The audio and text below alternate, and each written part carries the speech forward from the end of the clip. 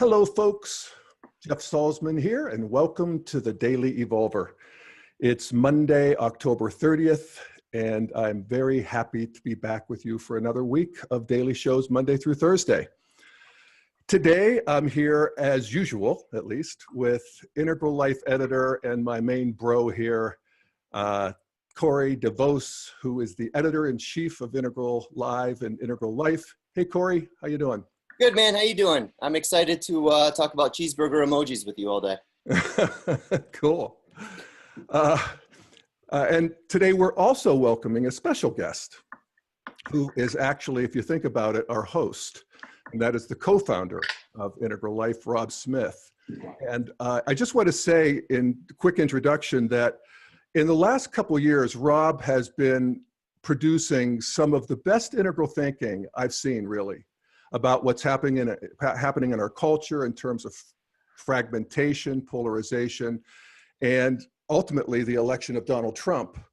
And Robb, you've really helped me to integrally contextualize this stuff in a way that I hadn't before. So I appreciate that and want to thank you for joining us. Oh, well, thanks. It's great to be here. Yeah, cool. So by the way, and I want to put this out up front here, a little word from our sponsor. Robb and Integral Life will be hosting a 4-day conference where we all get to hammer out a more integral view of our wild and crazy times. It's called the What Now Conference. It will be held at the beautiful Omni Resort here between Boulder and Denver. And it's over New Year's, Friday, December 29th to Monday the 1st, 4 days. And I would encourage you to join us at the What Now Conference. Yeah, and we actually have an early bird discount that is going to expire on November 1st. So if you want to save $600 off of your ticket, now's the time to do it. Cool. All right, so Robb, here's what I want to lay out what you've helped me do, okay? And then we can take it from there. Now, what I've gotten from you in your writings in The Great Divide, The Great Release, and the videos you've been doing is you've helped me to more fully appreciate a new pattern, you know, and I'm a pattern guy. You know, most integralists are. Us integralists love our patterns, don't we? We love our patterns. In fact, one time I asked Ken Wilber, so what's your genius? What's your main gift? And he said, pattern recognition. And I thought that was a pretty good answer. So anyway, this is a new pattern, and I've seen versions of it knocking around the integral world, but it hasn't attracted me in the way some of the other patterns have. But what it is a pattern out of systems theory. And it shows us that the evolution of cultures, the growth of cultures, and we can even see this in terms of the growth of each of us as individuals. We go through phases, and there's a growth phase where we grow and we, you know, gain new complexity and new capacities and stuff. And we succeed at that. And then, you know, nothing succeeds like success. So we keep doing what we did to get successful, and we get complacent and we kind of overdo it and we start to stagnate. And then we stagnate and we get all bloated and constipated and cranky. And we get all sweaty. And just when we think we can't stand it another minute, we have a great blowout or a great meltdown, or as you talk about, a great release. Which I love that term. And then if we survive that, we go on to reorganize and start a new growth phase. And in many ways, our new growth phase is as a new person or as a new society. We have become bigger, we have grown, we contain more, we have new wisdom. And so that's the pattern. And according to that pattern, what we see in our current culture is that we are here in the US somewhere between stagnation and release, the end of stagnation, beginning of release. And one of the things that's been most helpful to me is that you're teaching on this idea of overconnectedness, and that one of the symptoms of stagnation is that systems become overconnected. And it's like the checks and balances start working too well. We get so good at blocking the other guy that nobody can move the ball, but you know, we're all about playing defense. And so that's where I'd like to start is, first of all, how'd I do? you know, in terms of the theory. And secondly, help us understand this concept of overconnectedness and how you see it manifesting in our current politics. Yeah, I'm happy to. And thanks for the kind words. And it was a very good synopsis.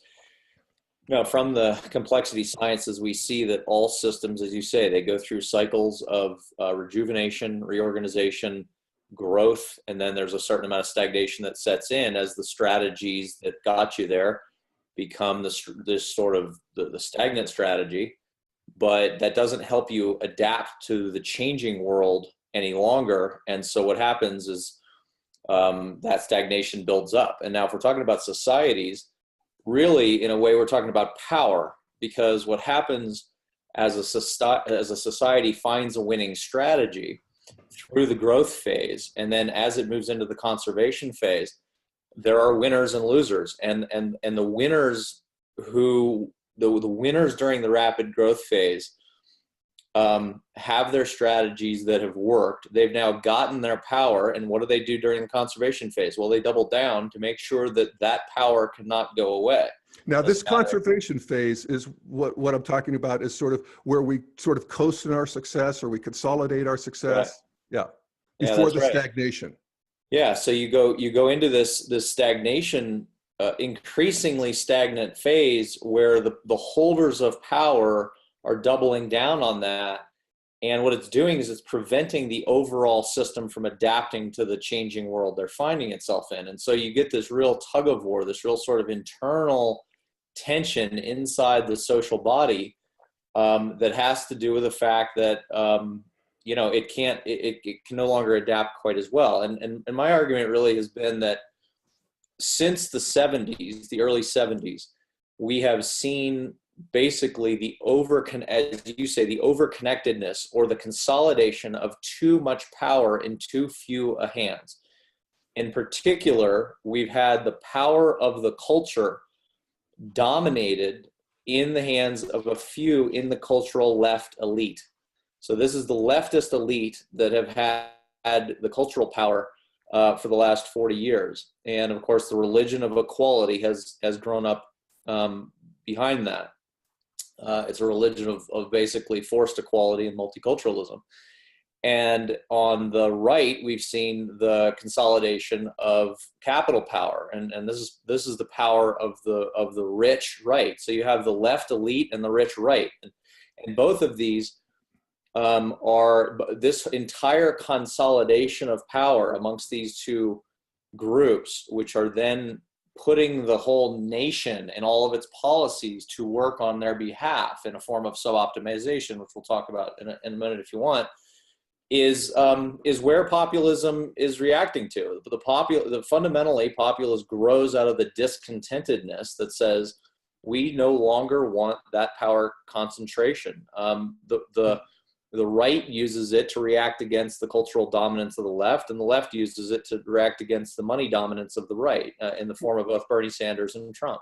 Yeah, and I love what you said about Bernie Sanders and Trump, that Bernie Sanders is the guy that comes along and decides to fight the concentration of wealth in the rich. And Trump comes along to fight the hegemony of the cultural left. Actually, right. He promised to fight both on both fronts. Right. He's actually doing the first, where he's going up against the left, and that Hillary didn't fight either one of them. That's right. And as I contend, I think that's beyond all the other stuff, I think that's the fundamental reason she lost. You have to, in a populist era, at the end of a conservation phase, and when we're entering a release, and we're seeking, I mean, fundamentally what the system is seeking is a reorganization. It's seeking a new kind of operating system with new moments of reform. You have to pick a fight with the stagnant powers. If you don't, you're not going to win. And so what the populist movement really is signaling, in a very frankly rational way, is that the system is stagnant, and the power needs to be broken up. Power monopolies need to be broken up, and a new era of reform needs to take hold. And the first party that is able to do this in a sort of a genuinely progressive way, not horribly regressive, the way we're seeing with Trump, will be able to enact an era of reform that is not dissimilar from the basically post-1920 period. because we see very similar patterns that we could talk about going back 150 years. Well, just to bring it into current headlines, so I hear this morning on Morning Joe that the tax reform plan that the Republicans have been talking about is basically, they've given up on reform. There's just too much political pushback from this morning, the Homeowners Association, and everybody wants their tax breaks and favorable treatment. And there's an army of lobbyists who see to that and fund our Congress. And so now it's just going to be a tax cut. And it's going to be a tax cut that adds another $1 trillion to the debt. And so that's not a win. You know, sounds like an overconnected system where just nothing can happen. Yeah, recall, this is actually a good moment to come back to this concept of suboptimization. So in a complex system, and it's really holonic dynamics. So when we're thinking about holons, the part-whole dynamics of a system, suboptimization is when the part hijacks the purpose, function, and structure of the whole and basically puts it to work on its behalf. And we're seeing this every day. We see an example of this, whether it be the EPA that basically allows the industry to set tomorrow's regulations on toxic chemicals. Classic example of suboptimization, meaning this one industry putting this entire regulatory apparatus of the nation to work in order to boost profits. And what we're seeing in tax reform, and it's been pretty clear that this would be the case the past few years, if you just looked at the money flows of the campaign going back to how the GOP finances its elections, that the rich right that we just talked about was basically going to suboptimize tax policy in order to borrow using the national debt and put it right into their pockets in the form of a wealth transfer. And they're going to use the anger and, in a sense, dispossession of the populist right, the Trump voter, the average Trump voter, to do it. And, I think, ironically, I think the average Trump voter probably sees this, and I think it's going to piss him off even more at the end of the day. And it's only going to increase the alienation as we head towards a real systemic release. Yeah. So this morning, just to borrow another headline, we had the 3 indictments released by Robert Mueller. And we have this Russia probe. And how do you see this, or how do you contextualize this in your theory? Well, I think this is a good example of sort of the macro sociology of altitudes, frankly. I mean, what we have since the American Revolution, we have an increasing embodiment of orange in the lower quadrants. We have norms, we have the rule of law, we have statutes, we have the Constitution, not just in America, but throughout the Western democratic world. And really, for the last few decades, and truly, especially with the rise of Trump, what we have is a at best amber and largely red power cartel that is willing to subvert the orange rule of law, norms, customs, and establishment and institutions almost at every step. Now, who are these? And so sorry, go ahead. Who are these people? Who are you speaking of here? I'm talking about, in particular, the Trump administration. Yeah, okay. Talking about, the fact that they attack freedom of press, the fact that they attack the rule of law, the fact that they attack the Justice Department or the intelligence community. This is all classic moves that red and early amber dictatorial authoritarian regimes use to try to attack orange. And historically, it's just always been the case. We saw tons of examples of it through the 20th century. We just never saw it really as prominently as we did here in the United States. And so for the last year and a half, most of the liberal orange world, and I don't mean liberal meaning left, I mean just post-orange enlightenment, post-enlightenment world, which is, hundreds of millions of people have been aghast at what they've seen as the attack on orange for the past 18 months. And what happened this morning is orange fought back. I mean, orange basically is now fighting back in a real way. Keep in mind, though, that the processes of Orange take more time. And so the fact that we had to wait a year, we have higher evidentiary standards, we have to honor the very rule of law that's trying to be fought. And so the time cycles are different. So it's a lot more frustrating to be engaged in this. Yeah, right on. So if the theory is correct, we're heading for a great release. And, you know, I know part of the nature of evolution is that it is novel and that we can't predict it, and it's always surprising. So with that in mind, what do you see, Robb? I mean, is Trump the human wrecking ball enough to himself embody the great release? Or are we going to have to, I mean, typically in history, as you point out in your papers, the great release have usually been a war, you know, something that really is a blow to the, you know, body politic. Yeah. And what do you see? Well, I won't be surprised if he gets us in a war for instrumental reasons, regardless. I've been saying that for about a year and a half, that I think he gets us in a war before the midterms. Believe me, no, I would love to be wrong. I'd love to be completely, and I just love to whiff at that ball. Yeah. It's just a terrible prediction to have to stand by. But I think from an instrumental minds, given the systemic dynamics, given the instrumentality of how that plays, and given his own particular personality disorders, I think that's, you know, more and more likely, especially as the heat turns up. Yeah. And here we could hope for an Orange pushback too, from the generals. That's right. From the military. And here's an example where, you know, frankly, it was like Orange. It was Orange thinking in the Constitution and these other early documents, but with late amber technology. And this is a place where we're really out of date, isn't it? Is we have a president with almost unilateral power to end the species as we know it.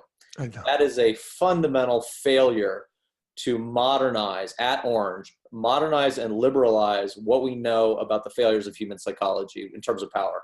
No, it's so true. And especially when, you know, it constitutionally, it requires Congress to declare war. But, you know, that's just been de facto neutered. Yeah, really has. Because, you know, there is an argument that a chief executive needs to act quickly, and legislature is meant to act slowly, and the commander in chief has to have that kind of latitude. But you're right, it is a terrifying possibility that, and with Trump's psychology, I'm with you. I don't think there's any internal structure of his psyche that would slow him down on that. Great. But so this is where we have to count on Orange. You know? So, you know, in terms of the release, I mean, I think a war is certainly a plausible possibility. But beyond that, I think that so I have a couple of thoughts. The first is that the Republican Party, as we know it, is gone. It's dead. And I don't just mean because of the hijacking of Trump by that. I mean, give it 10 or 15 years, the Republican Party, as we know it, dies. It literally dies with sort of an entire generation of angry, older white guys, you know, dying. And what's got to replace that is sophisticated, integrated conservatism. And so that's the first piece. The Democrats are set to absolutely clean house over the coming generation as millennials wake up to their voting power. So I hope, as a sophisticated conservative myself, I hope the right grows up in a significant way over the next 10 or 15 years. That's the first piece. The second piece is that the Democrats, despite that tailwind, the Democrats will continue to lose. If they talk about culture, they lose. If they talk about anti-Trump, they lose. Both of those things will not win them elections. What they have to move towards is they have to move towards jobs. They have to move to an economic populism that can recapture the center and, frankly, cauterize the polarity that the hard right uses to stoke their base. And the more the Democrats can do that, the more they can recapture the center. They have to do that, and I hope they do it, because I think it'll help, the rejuvenation of all of this. But there's no doubt that with AI and automation and all this other stuff, we're going to need a significant up-leveling of the way we're thinking about the nature of work and sort of economic sustainability in our individual lives as policy over the next 10 or 15 years. It's going to be critical. You think Bernie could have beat Trump? In retrospect, I do. I did not think that at the time. I was wrong. Yeah, I think in retrospect, he probably could have. Yeah, I'm with you. Yeah,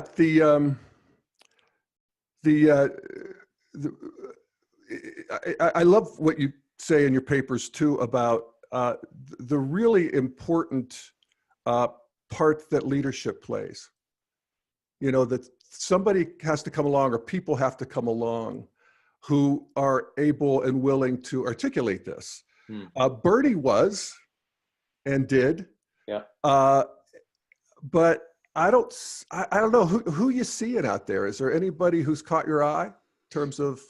Well, I mean, I think that from Biden seems like he has the most possibility today to basically say, I'm a credible leader who has integrity that the country knows on a national level, and I am working class, and that's a trustable proposition, and that he could actually get us back to a position of, he could claim the mantle of economic populism in the center in a way which I think could easily win the center, some of the moderate right, and a lot of the left. Now the problem the Democrats have right now is they're captured by a kind of social hysteria, or a social justice hysteria. In some ways for good reason, but they have to be really, really careful to not allow how exercised they feel to become the very thing that stands in the way of them winning over the next 4 to 6 years. And I'm afraid that it will actually. Yeah. No, I'm with you. The antipathy between the, I don't know, a far extreme, or the most 20% of the left and the hard 20 to 30% of the right is, we're not over that anytime soon, are we? No, I don't think so, particularly as you have growing up on both sides. As I said, I think that the left is going to have to face the contradictions of its cultural philosophy, frankly, and the right's going to have to do the same thing with its philosophy on money in the 21st century. And both are trying to maintain their dominant hegemonic philosophies in the cultural and capital spheres respectively, and not face the contradictions of those. But both have to, because what the country is saying, what people are saying, what the populist movement is about, is your contradictions no longer work for me. Yeah. I don't want the thought policing of the overbearing left, and I do not want the wealth concentration of a neoliberal right, which financializes everything in society. Yeah, well, it's like, I made a note, I thought I really liked what you said here, that America has been put in the service of the world state. And that's a critique that you can make from the left and the right. Yeah. That it has been put in this is Steve Bannon's right. The working class, the middle class have been outsourced to the global economy. And if it's an unfettered global economy, you would be crazy not to make your products in Malaysia or India or whatever. So there's that. And then the world state in terms of a cultural mindset that is multicultural and leaves behind the sort of the part that the traditionalists know, the piece of the truth that they have, that there actually is something special about America, that there is something that is maybe an enduring polarity between male and female. They're not the same. That there's different that the sexual revolution is maybe two cheers for the sexual revolution, but there's a significant downside, and that as integralists, we want to be able to expand and breathe in the piece of the truth of both of those. And of course, the left, the social justice, there is internalized racism, classism, all of that stuff that they talk about. That's territory that needs to be plowed. That needs to be brought online. And so as integralists, we want to move forward with a sort of a bigger identity that includes the best of both of those and leaves behind the contracted, monoperspectival part of both of those. And that's our challenge. Yeah, I love that. I love the way you said that. Yeah, I think that's exactly right. So how do you think we're doing as integralists? I mean, what do you see as, how integralists are making sense of this, moving forward, trying to create the new territory that we're moving into? What do you think? Well, on the one hand, I'd say that, there's very little, I think, that, in a way, the distinctions we have at our disposal amongst the broad integral mindset haven't been able to account for in our moment, in a way. And that's a really great testament, I think, for this point of view, is that there is a way to actually make sense of it, not only right at the leading edge of the existing mainstream pundits, but frankly ahead of them. I mean, the mainstream pundits on the left and the right can learn a lot by listening to what we're talking about. Yep. And they seem to be a few years behind us in each way. Now the good news also is that they do also seem to be catching up. Like there's a real leading edge of the mainstream that's getting really smart, because they have to. I mean, that's the nature of these breakdowns, is that both on the right and the left, people are going, well, wait a minute, we have to face our own contradictions here.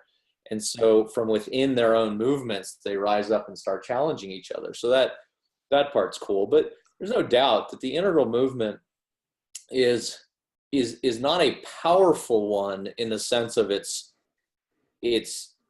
sort of traditional institutional forms of power. It doesn't have huge audiences. It doesn't have political representation. It doesn't have 25 billionaires who are devoted integralists. It doesn't have a political action movement. I mean, there's a lot of things that it doesn't do, partly because it's very, very young. I mean, it's less than a few decades old. It's just an infant in terms of a social movement.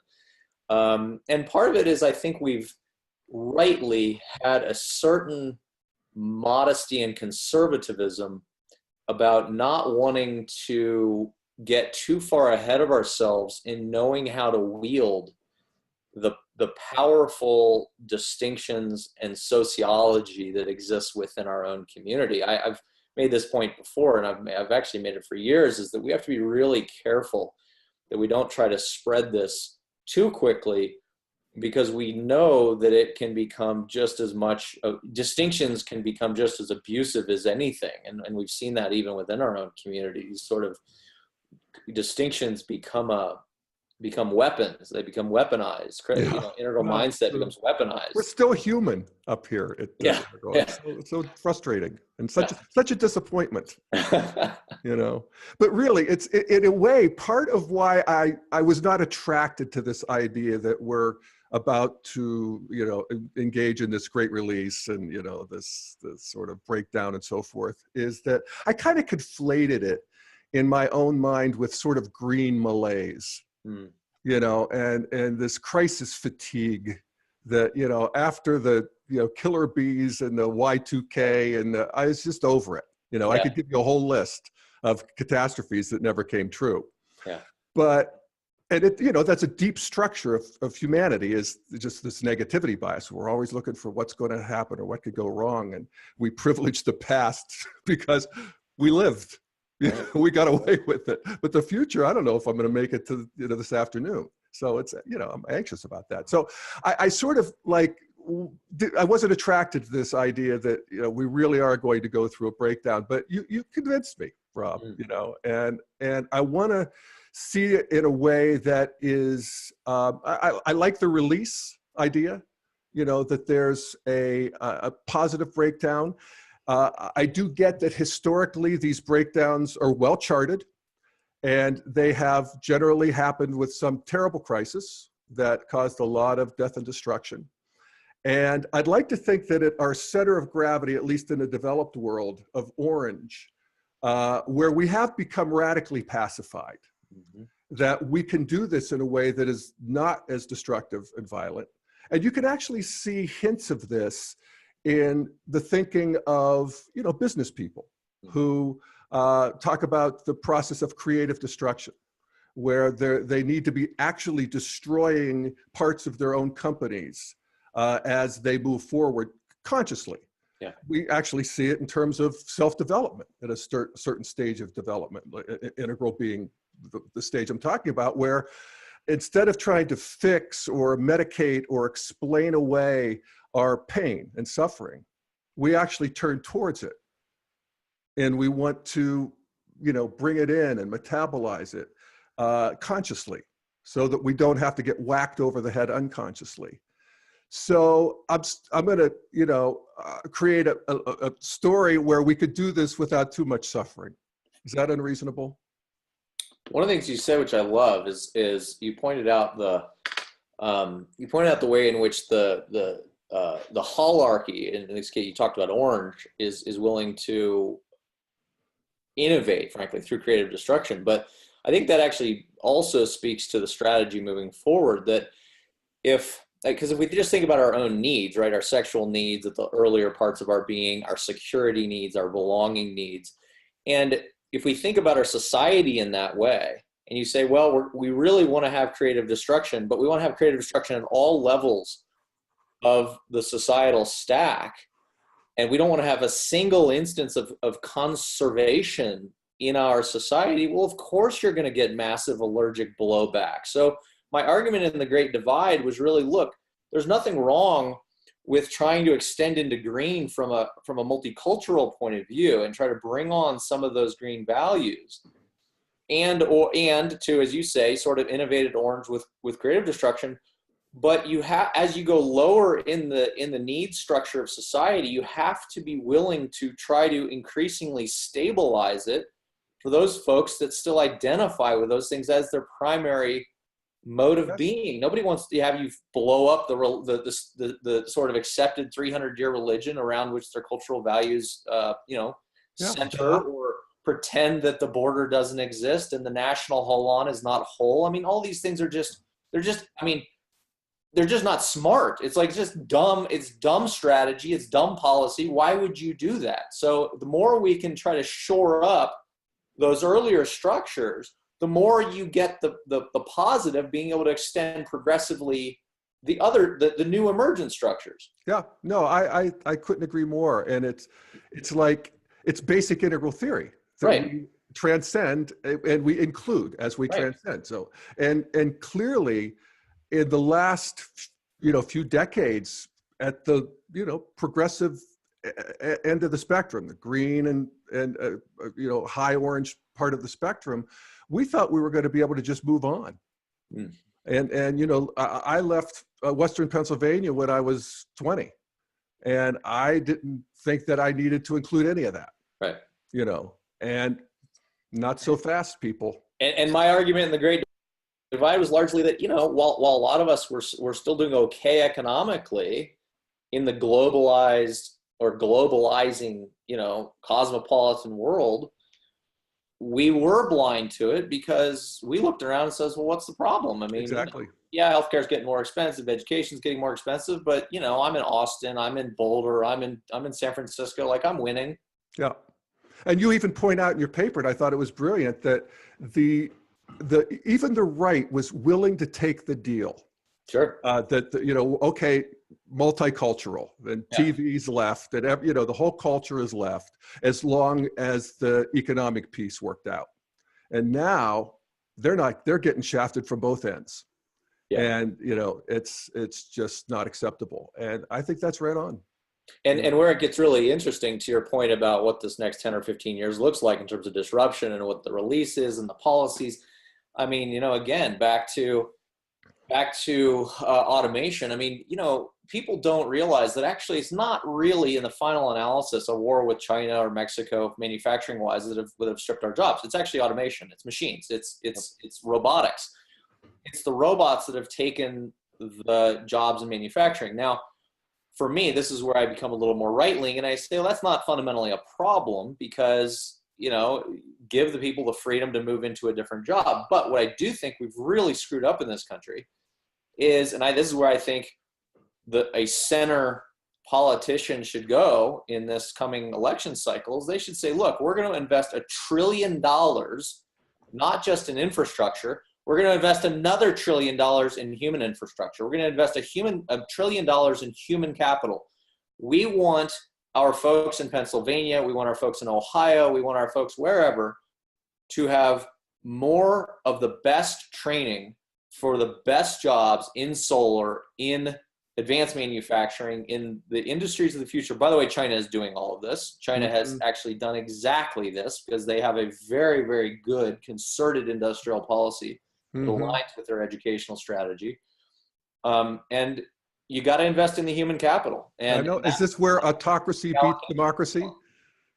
What's that? Is this where autocracy beats democracy? Or there's, you know, I mean, in a lot of ways, yes. It kind of does. I mean, their turn's coming. They're going to have a significant problem, I think, in the next 20, 25 years, as their growth rates sort of stabilize, and they have a debt overhang. And I mean, you know, Xi Jinping's on it. He knows, he sees very clearly the problems they have, which is why they've, you know, he's made the moves that they have. But I think their turn's coming, and ultimately, I believe in the United States, not because I'm a nationalist, but because I think our rule of law, I think that our later stage of evolutionary development actually in the long run will prove to be more adaptive and more resilient. Yeah. No. Well, and that's sort of the good news, bad news of today's headlines, I think, right? I mean, you know, there's a lot of liberals out there who are celebrating, you know, Mueller's indictments, Manafort and Papadopoulos and Gates being brought in.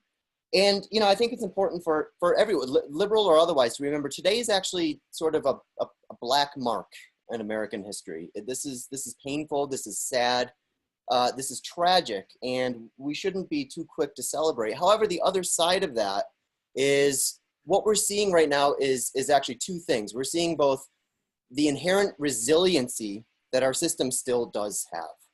Now, Trump supporters are going to call that resiliency the deep state, right? But I think we can probably have a more interesting conversation about that. We still have the resiliency. And the other piece of the good news of that is this is pointing out all, you know, Rob, I thought it was brilliant earlier when you were talking about sort of all the ways that we haven't caught up to sort of the modern needs and sort of the vicissitudes of the modern era.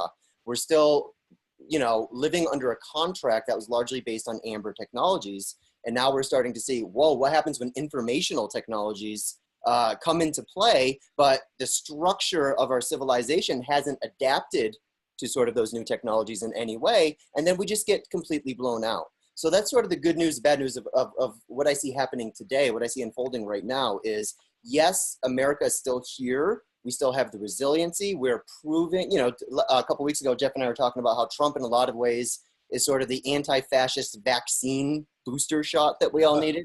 Has the surface features of the illness, but not the DNA that needs to actually infect the system. So that, you know, there's some good news associated with that. But again, no matter where you are on the political spectrum, we need to be careful about not celebrating today's reports for the wrong reason. I think that the real opportunity here is a confirmation of the resilience that, you know, for the last year, a lot of us hoped that this country still had. Well, it's bearing out. Yep, we still have this resilience, at least in a legal sense, right? We can still prosecute these obvious transgressions. And we have the opportunity of being able to sort of, you know, it's being rubbed right in our faces, the limitations and the glaring flaws of our system that really, really do need to be modernized. And I think the hope here is that the Trump administration is putting so much pressure on that springboard that we're actually going to be able to enact some of those adaptations sort of once we're on the other side of this river. Assuming we're the other side of this river.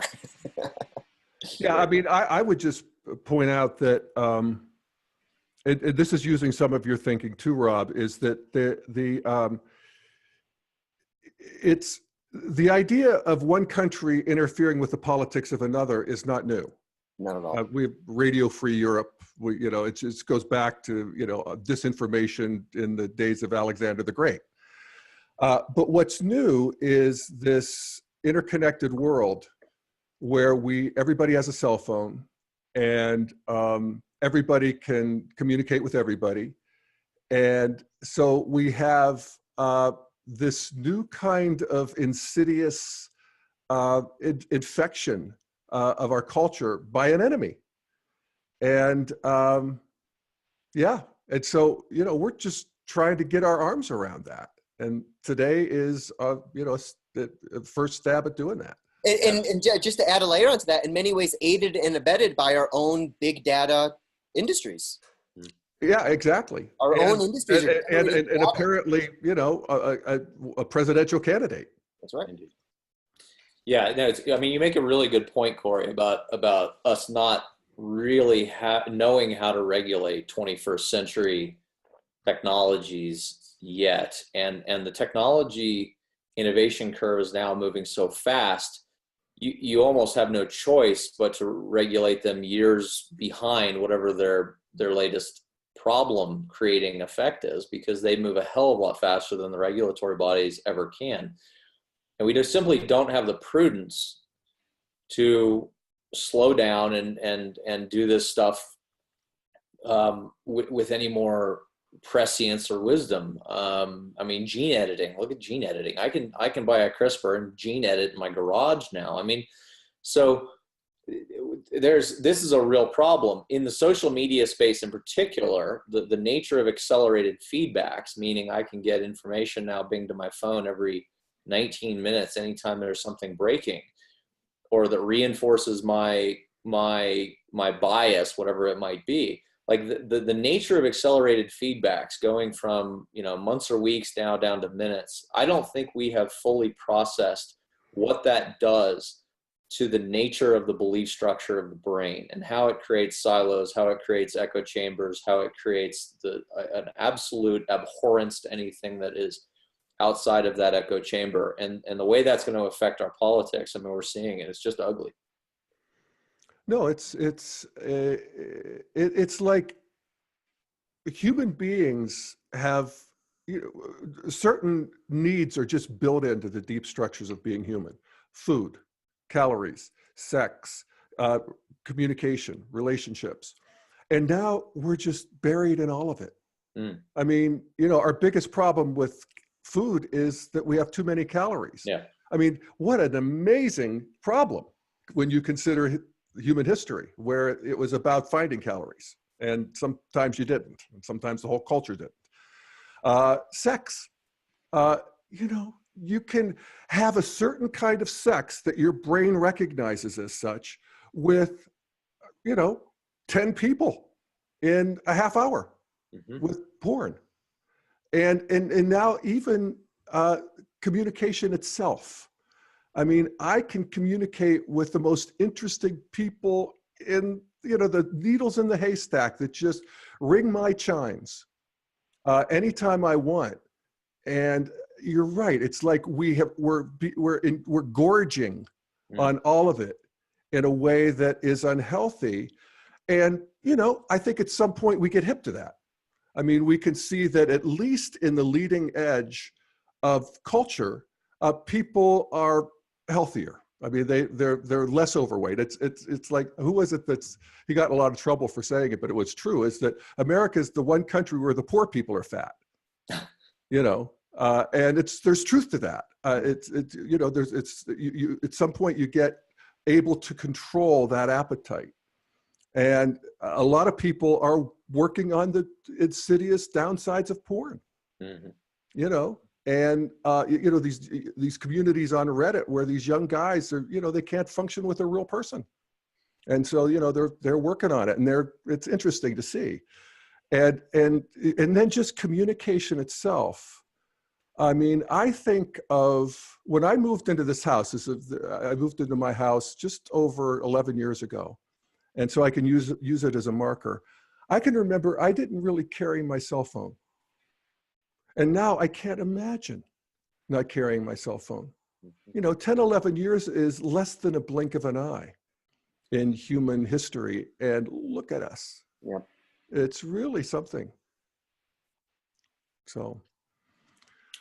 I often think one of the zones we don't pay enough attention to in integral from an integral post-metaphysics point of view is zone 7. And a lot of what we're talking about is the changes in zone 7, the interior of the lower right quadrant. If you look at what's happening in gerrymandering, for example, or the rules or not that regulate gerrymandering, or campaign finance, for example, this is zone 7 we're talking about. And that this is a huge deal, because if you can change those rules, you can then change the way representative government functions and the way that money works within the system. And so all your feedbacks there again get screwed up. So now, you know, so all of this stuff, and you're talking about, you know, you're talking about the social technologies or whatever. So all of these things are changing the structure of our lives because this zone 7 rules are changing, and we don't spend enough time, I think, looking at those things in a holistic way in that zone. Explain that zone. I've never been, you know, a master of the zones. Okay, so in the lower right quadrant, we have something like, you know, the road network, where I get in my car and I drive to the store, and the lower right quadrant is the exterior of the collective. The exterior of the collective. So it's things that we can see. It's things that are sort of live in the commons in one sense. I mean, we could spend a lot of time getting into the nuances, but it's a perspective in our own being that we can take on the places that are exterior in our collective, that they're exterior to us, and they are in the collective. So we think about our social systems, we think about economic and legal systems, we think about the networks, information networks, telecommunication networks, et cetera. But if we just think about the road structure, we think about the road structure going to work or going to the library. So we're driving on the roads, right? But why, when I approach this red shiny thing, do I stop? Why do I do that, right? Why do I do that? I do that because in zone 7, which is the interior of this network system, there's a rule that says you really should stop when you come to a red light. Why? Because chances are a lot higher if I don't, I die, and the person that's turning across the lane on a green light dies. So what we do is we develop these internal rule structures for systems, because systems need a certain kind of rule structuring. Now, some of those rules are, in fact, you know, you can actually look at them like laws on the books or whatever, but there's also a whole bunch of systems that have interior rule structures which are much harder to discern, like the, you know, biochemical rules, or the ways that molecules might assemble in the rule structures there, and in a network of organs or whatever. So all this to say that systems follow rules that we really tweak at our own peril, to the degree that we're not awake to the ways in which these things have follow-on consequences. So in something like gerrymandering or Citizens United, where now corporate speech is basically unlimited in the political realm, I mean, it's going to have an impact on the way that economic interests can then really drown out everyone else, you know, in the whole political cycle. And it's going to allow for that sub-optimization to occur, meaning that the part, being the capital interests or the corporations or the lobbyists,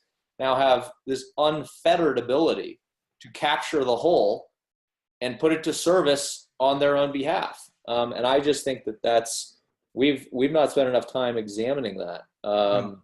It doesn't seem that hard in a way, does it? I mean, this polarization is so financed by the moneyed interests and, gerrymandering just absolutely feeds polarization. It doesn't seem like it would be that hard to sort of fix it up.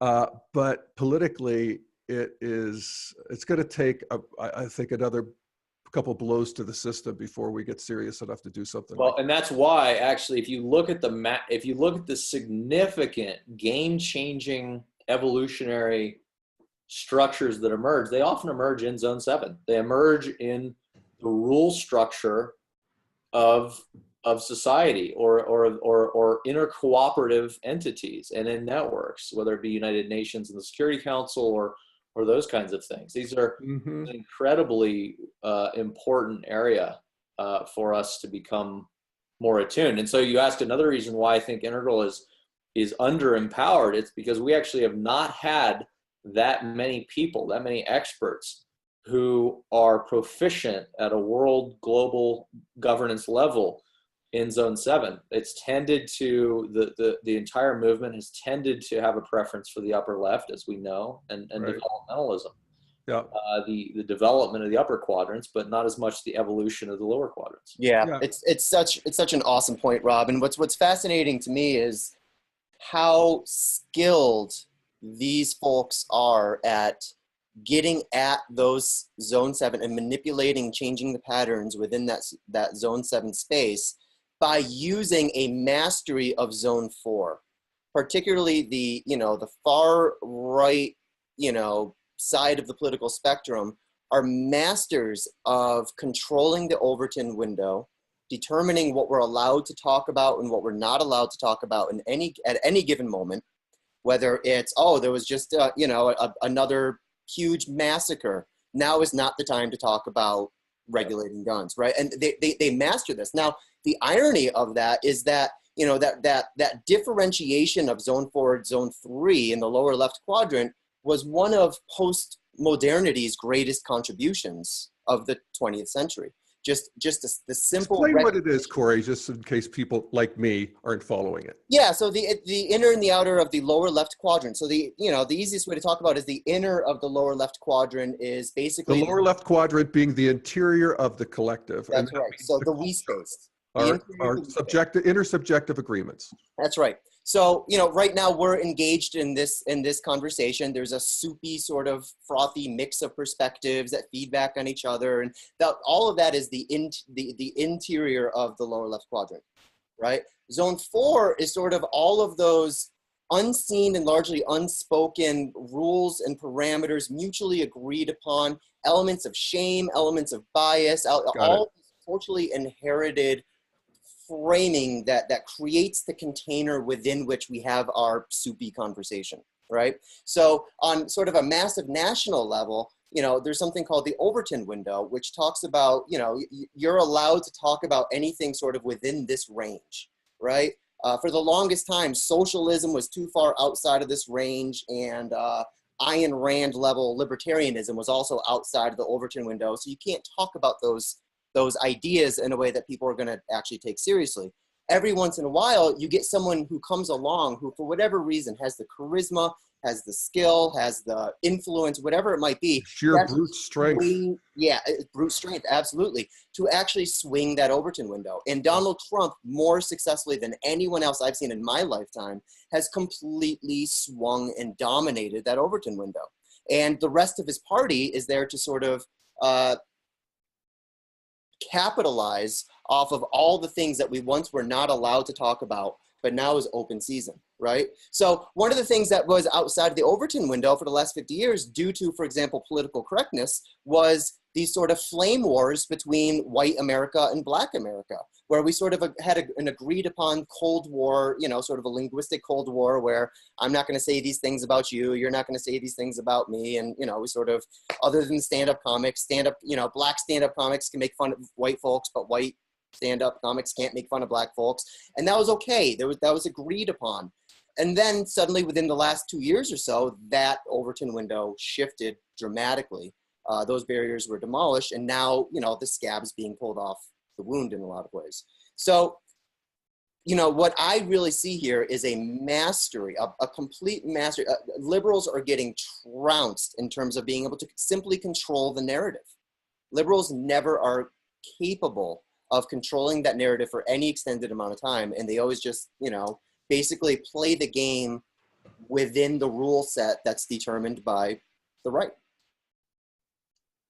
Yeah, we've talked about this before, but I think part of that is a little bit of the complexity of the progressive movement. By virtue of it being progressive, it's going to be a little bit further ahead in terms of the complexity it's trying to make sense of and digest. And that complexity just eats it alive because, it tries to take all this nuance whereas the fat part of the bell curve in the population is not going to want a whole lot of nuance, and they're going to want a soundbite. And the right is fantastic at reducing things to actionable sound bites, which have the resonance of emotional truth, even if they have no amount of intellectual truth whatsoever. Yeah.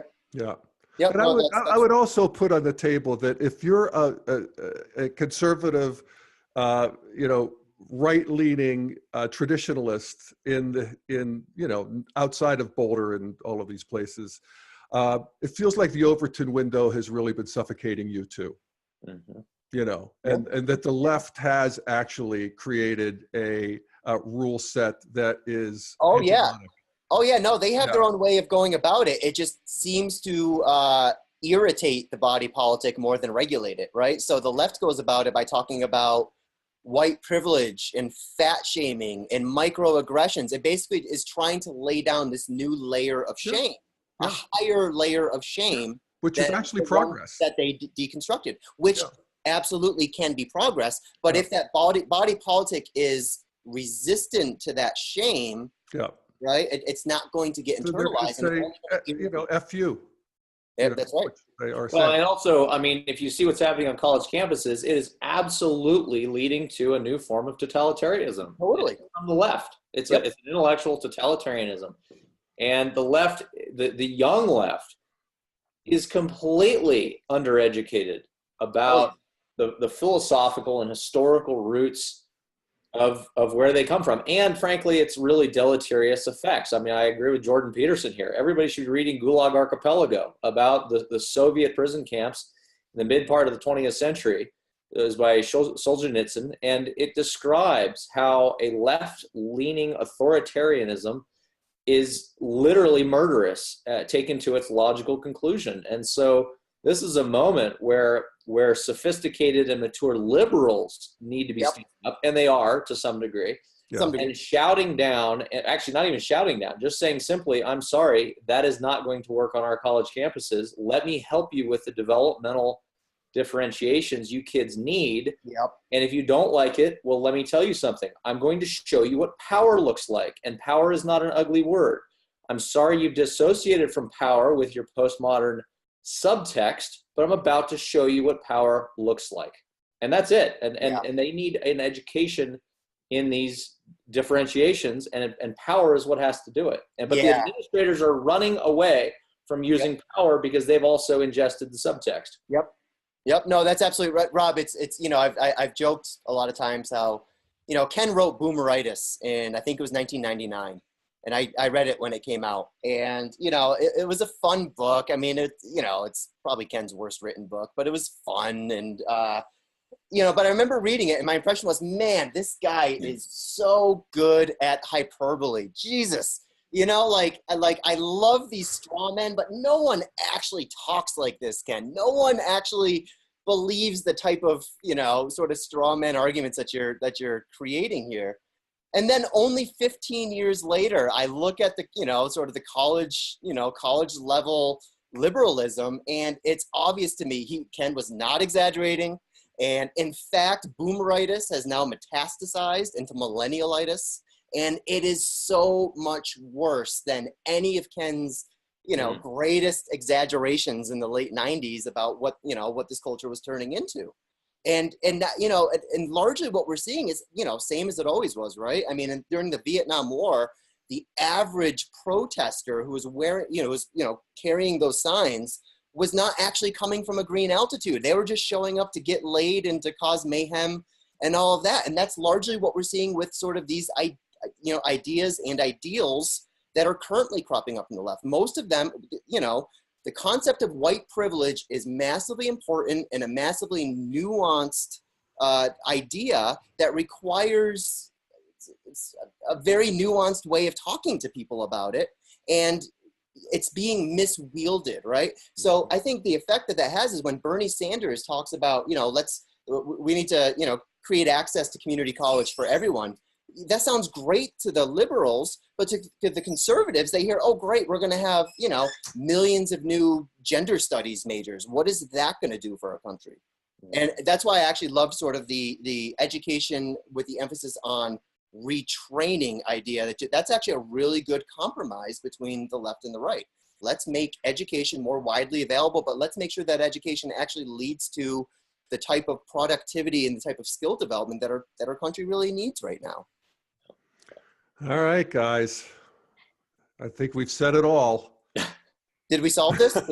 I think we got it all sorted out. All right. I mean, clearly this conversation goes on, and the great thing about Integral Live and the Daily Evolver Live and what we're doing here is that we can continue it. And so I really appreciate, Robb, you being with us today. Corey, always a pleasure, my brother. Thanks for having me on, guys. It was a lot of fun, and we'll definitely be doing more of this in detail at the event, and that should be fun. A lot of ideas and perspectives rubbing up against each other, and I think we'll all walk out a lot smarter. Yeah, I'm excited to do this conference. It's to bring a bunch of integral sympathizers together, and to talk about exactly what we're talking about and move the ball is a great privilege. It's the What Now conference coming up over New Year's, and check it out. All right, gang, thanks so much for listening, and we'll see you tomorrow. Thanks, guys. Bye-bye. Thanks, everyone. Bye-bye. Bye.